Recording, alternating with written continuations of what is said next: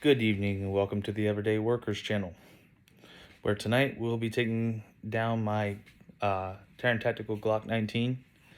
And like I said, the only thing that makes it a Glock is the fact that it receives Glock magazines and has Glock sights on the weapon itself. So the only thing that really labels this as a Glock is the fact that it has Glock mags and Glock sights. Now the weapon is empty and safe. We will finger check, pointing in a safe direction at all times. So when you go ahead and take your weapon, whether you have a loaded mag or empty mag, whatever it may be, that does not make the weapon loaded. Racking the slide, chambering around makes it loaded. But we will take said mag out of weapon, separate it from the weapon as a safe manner. We will rack, check our slide, check our round, check our barrel, check our housing. There's a good way to check this. There's a finger check, a physical check, or a visual check, such as looking down into the housing to make sure the weapon is safe. Now it is empty and safe. Pointing in a safe direction, we'll point in a safe direction to bring down the firing pin. Now to do so, you need to take and let the firing pin down. It has been cocked since the slide has been racked. This firing pin is now forward. It's tension on the trigger. Now to do so, you need to let go of the tension, and we'll point in a safe direction. Tension now is off firing spring, off the firing pin. Now you take a slight tension, and I usually grab right behind the front sights right here. I usually grab right here, let the front sights sit inside my big finger, and put my thumb on the beaver tail or the backrest of the pistol. Pull a little tension back. As you can see, I'm pulling a little tension back right here. Just a little bit, not a lot. Not a lot at all, and not enough to reset the trigger. Again, the weapon is empty, and the weapon is safe, so 100% safe. All right. So firing pin is now down. We will take and we will press our slide back a little bit right here, using the front sights as a leverage point and our thumb as a secondary leverage. When we do so, we will be grabbing these serrations right here. As you see right here, there are left and right, okay, both sides. You'll be pinching it here and here between your forefinger and your thumb. Use your middle finger, whatever finger's stronger for you, whatever works for you. I mean, your pinky, even if you really could get that to fit. Personally, I get too fat of hands, can't do that. Middle finger is okay. Gives me a little bit more control in the weapon if I use my middle finger. Keep that barrel pointed away from me at all times in a safe direction. Now I'm going to take a little tension back. I'm going to use one finger, one thumb if I can. Keep my big hands out of the way if I can. Pull a little tension back on that, like so. I'm going to pull down right here. I'm going to use my middle finger. I'm going to pull down with my thumb at the same time. Pulling down, letting go. I let go. Now when I let go, you see this gun's upper slide is now moved forward past the point of the lower, and you see a little bit of framework sticking out here. All you do is push forward. Now it is loose. So now you have your upper, you have your lower, okay? Now let's get a little bit more into this weapon itself. All right, this weapon itself is a Taran Tactical Glock 19. What makes it Glock, again, I will go back into this. What makes it a Glock is the fact that it has Glock sights. All right, your standard Glock sights, and the fact that it receives Glock magazines, Glock 19 magazines to be more specific. All right, it will receive Glock 17 magazines as well, but 17 is 2 more rounds. In most states, is illegal to carry in a different gun. Keep that in mind. Keep your state laws in mind and your federal laws in mind as well when you carry, whether it be concealed or open carry. Okay, now again, this weapon is empty and safe. As you can see, the chamber is empty, magwell is empty all the way through, pointing safe directions at all times. All right, now we got to drop that trigger now that it has been cocked to check, because you need to cock and check your weapon. Now we're going to drop that slide. We're going to drop that firing pin, which is here. No, dry firing your weapon in some weapons cases does cause damage to the weapon, and I would not say that you need to do it a lot. I would not say cock, fire, cock, fire, cock, fire. Do that every time you want to train. No, don't do that, because you will damage your firearm no matter what firearm it is. Firing pins are not made to shoot dry. But that being said, one time is not going to hurt it. So we will keep this weapon pointed in a safe direction. I have nothing but trees behind me here on this side. So we will point it and pull the trigger. Trigger is now been pulled. Firing pin is now let off the spring. There's no more tension in the slide other than what you need to rack. You need to pull that slide back all the way, function it forward, let the spring to catch the firing pin again. But to do so, you also need to take a little pressure off the slide, off the retention spring, to disassemble this firearm. Now, it's very hard for me to do this without putting my big fat hands in the way. I'm going to try to see if I can't keep it closer where you can see what's going on. I'm going to pull a little tension back. I'm going to grab right here on these serrations, right here. I don't know if you can see these serrations underneath my big fat hands, but I'm going to pull the slide back, take a little tension off the spring. I'm holding the tension now in this forefinger and my thumb.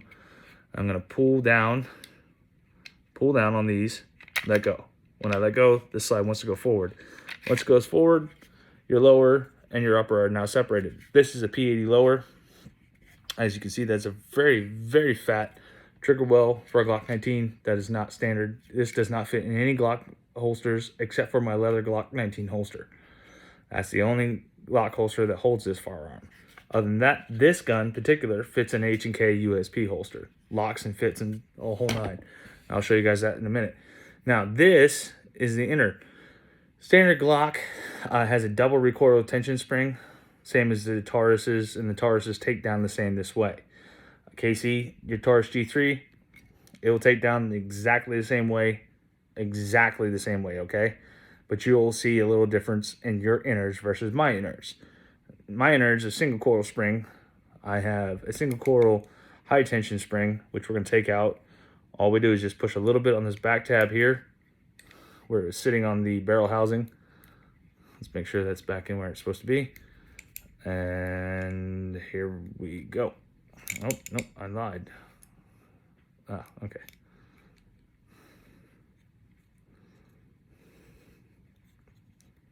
What in the world?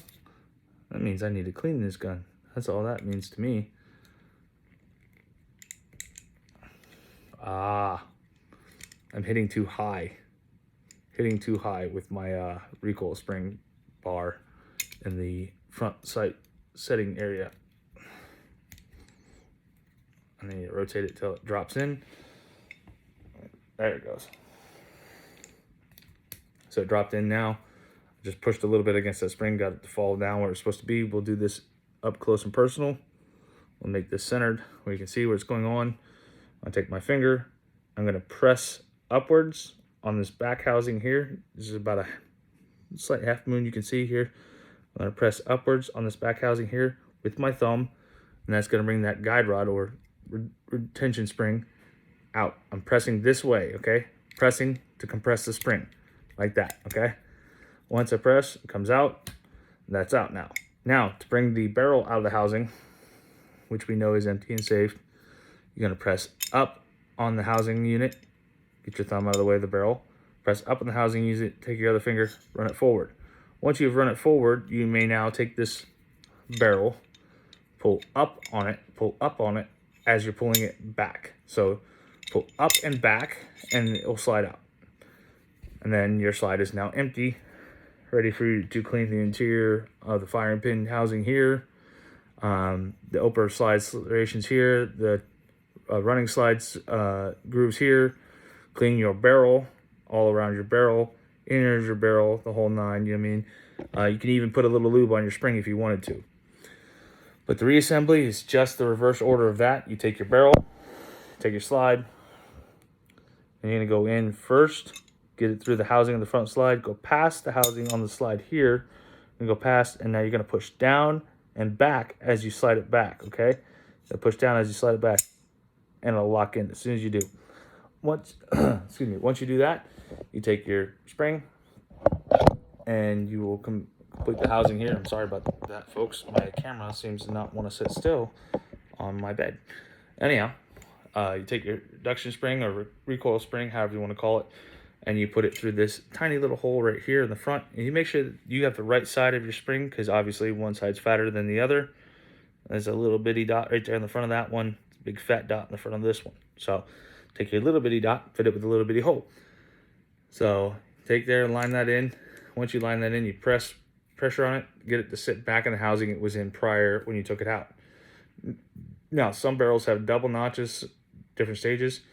Pay attention to where you pull your spring. Excuse me, I get the hiccups for some reason. Pull your spring out of.